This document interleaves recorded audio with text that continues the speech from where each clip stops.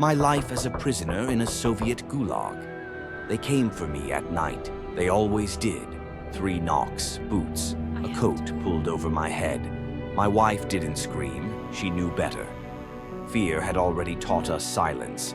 I was accused of anti-Soviet activity. No evidence, no witnesses, no trial. The investigator smoked while I stood for hours under a lamp. Every answer was wrong. Every pause suspicious. By morning, I had confessed to crimes I didn't understand.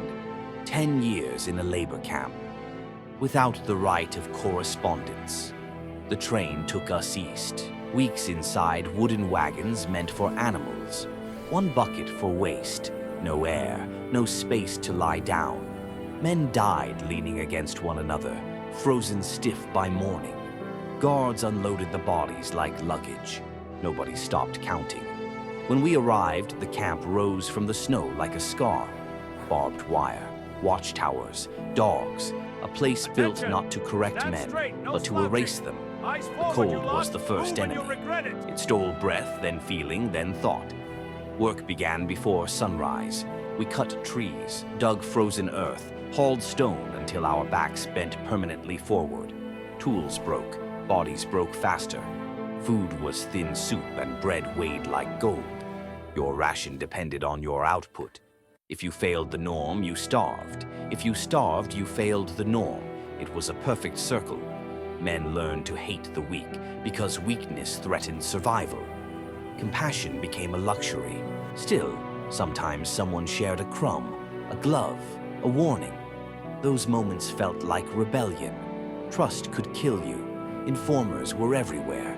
1 careless sentence could add 5 more years. At night, we whispered names of cities, wives, children.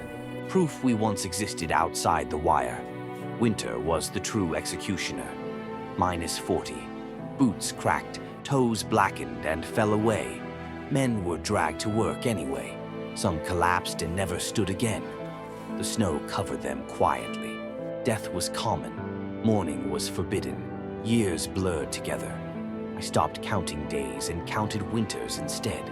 My face aged faster than my body. Hunger hollowed my cheeks. I learned to survive by becoming invisible. Never first, never last, never noticed. Then one day everything changed without explanation. Stalin was dead. Lists appeared. Names were read. When mine was called, I didn't move. Hope was dangerous. A guard shoved me forward. You're free. Free meant a paper and a warning. Do not speak of what you saw. The world outside felt unreal. Cities were louder. People complained freely. I couldn't. I flinched at whistles. I hid bread. I woke at night convinced I was late for roll call. They said I had served my sentence, but the Gulag does not end at the gates. It stays in your bones, in your silence, in the way you measure life not by dreams, but by survival. I survived a system that did not need gas chambers to destroy people. It only needed cold, hunger, fear, and time.